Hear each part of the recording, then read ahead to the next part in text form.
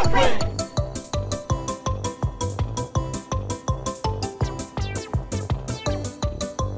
Brought to you by Math with Sir Lester.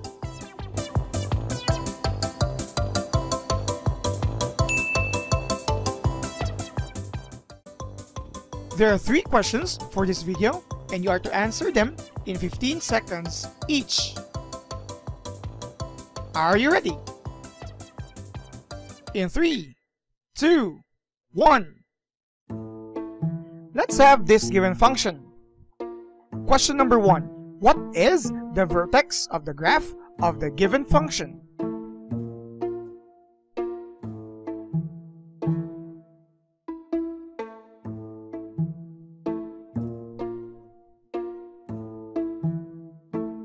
The vertex of the function is at 0, 3.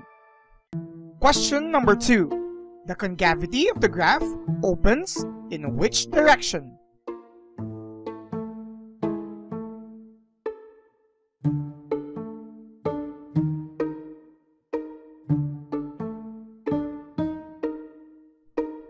The graph opens downward. What is the maximum and the minimum values of the given function?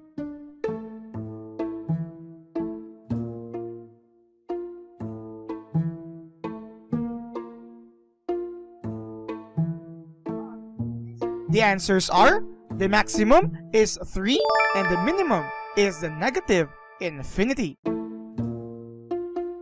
Did you get 3 over 3?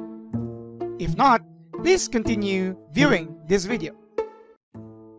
The 3 concepts included in this quad quiz are interrelated because the third one, specifically the maximum and minimum values of the function, can be described and analyzed just by giving the correct answers for the vertex and the concavity. The vertex is also called as the point of inflection, as it is the point in the graph of this function where it changes its direction from either the graph is decreasing and when it approaches the vertex it increases, or the other way around. Now the concavity could also tell us which of the two, whether maximum or minimum, could be given with an exact value. Before we go to that, let's focus first on the vertex. Now, there are a lot of processes that will allow us to solve for the vertex, but one of which is by using the correct coefficients. We know that this function is almost similar to how the quadratic equation is structured, and therefore we also have here A, B, and C coefficients. The A coefficient here is the coefficient of x squared, and we can see it negative, so that's -1. The coefficient B is the numerical coefficient of the x term, but since here we don't have x, we can just simply write B as 0. The number 3 there is our constant, and it is the C coefficient. So we have here A is -1, B is 0, C is 3. Even without other processes and other formula, we can determine the vertex here using these 3 coefficients. As we have this general formula for vertex, since a vertex is a point on the graph where it changes its direction, so it's a point in the Cartesian plane, hence it contains x and y coordinates. The x coordinate for our vertex is described as -b over 2a, using the a, b coefficients here, and our c coefficient, will be used in solving for our y coordinate of our vertex with this form. We have 4ac minus b squared over 4a. With this formula, you can now determine the vertex by simply plugging in here the values for a, b, and c coefficients. Now, don't worry about this complicated formula for the y coordinate of our vertex. It's because once you could solve for your x coordinate described as -b over 2a, simply substitute that on our original function and you will automatically get the value of the y coordinate. So let's start with solving first the x coordinate of our vertex. It's -b over 2a. We know that our b is 0, so it's negative 0 over 2 times negative 1. Now, no matter the value of our denominator, we always get here x being 0. That's because our numerator is 0. So this value of x will be used to substitute in our function. You don't need to use for 4ac minus b squared is over 4a. You just simply plug in that x, which is equal to 0, in our original function. You have negative x squared plus 3.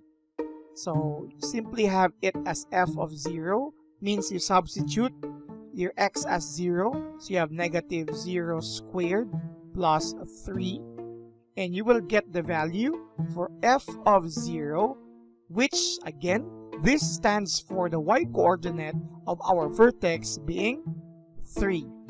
This means that our vertex, the point of inflection of our graph, is at 0 and 3.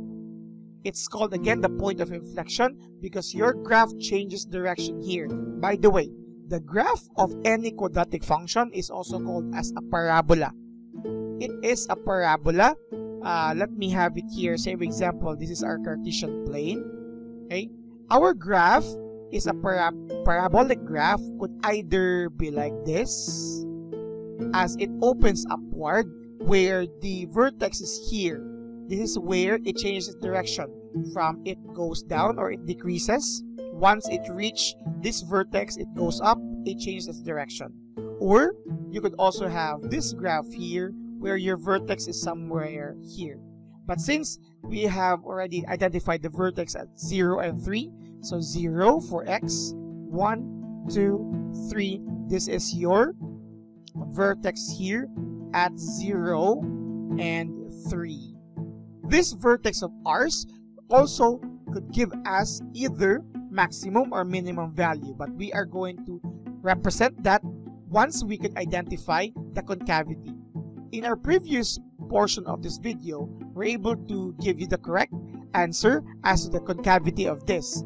But generally, the concavity is either upward or downward.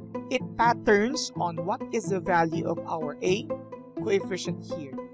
Without even solving or without even giving the rest of the points, because if we have a parabolic graph, let's say this is our parabolic graph, and let's say that is our parabolic graph, we need at least 5 points for us to be able the parabola.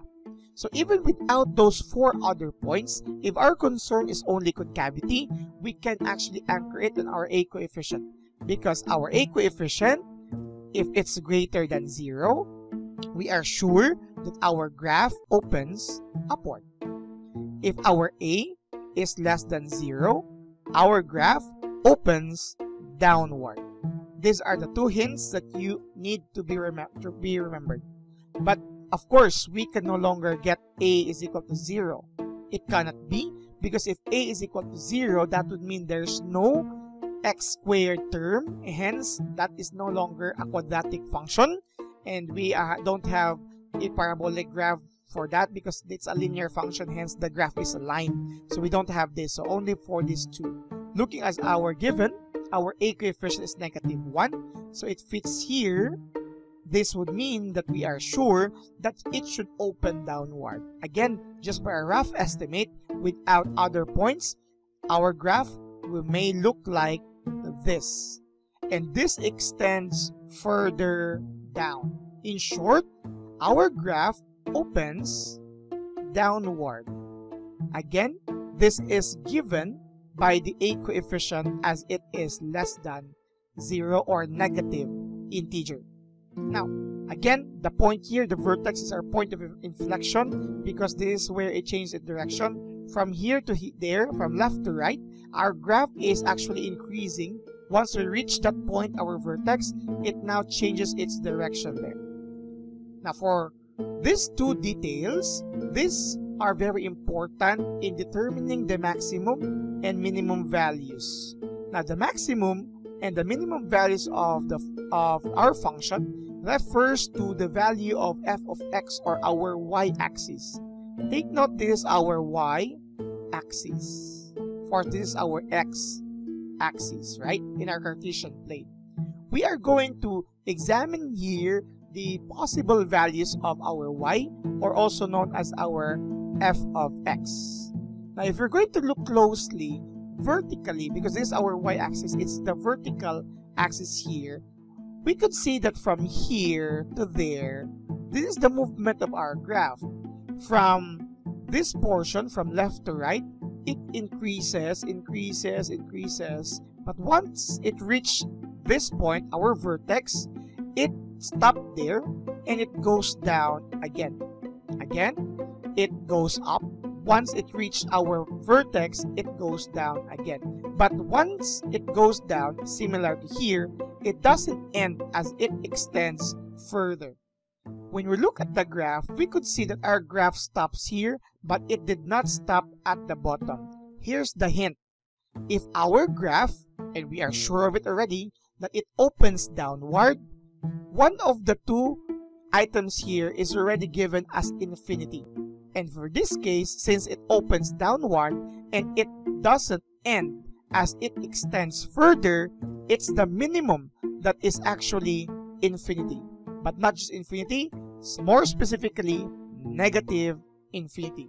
As this extends the value of y further down, as you are going to increase the values of x here, increase the values of x there, substitute in our given, it will always decrease the value of y, so it would extend further down.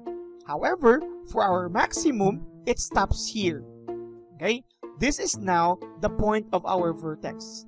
Our vertex could automatically give us either maximum or minimum, but in this case, we are sure that the minimum is negative infinity. It will give us the maximum. And what is the maximum value? Simply look at the y value of, or y coordinate of our vertex.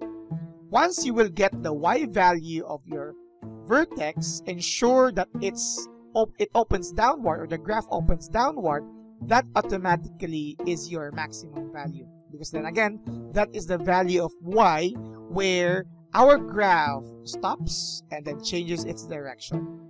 By the way, if ever this is opening upward, this would be interchange. It's the maximum that is infinity.